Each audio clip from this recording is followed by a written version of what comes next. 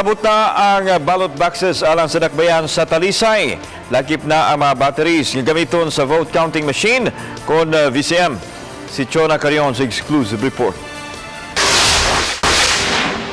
Dinhi sa People's Hall sa Talisay City Hall, gibutang ang mga ballot boxes. 150 ka mga ballot boxes, tukma sa 151 usab ka cluster precincts sa dakbayan sa Talisay.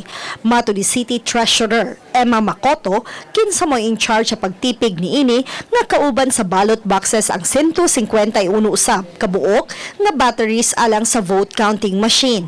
Lakip sa naabot ang mga election paraphernalia, why ni bisan kinsa nga makasud sa gibutangan sa mga kagamitan sa eleksyon karong Mayo 13.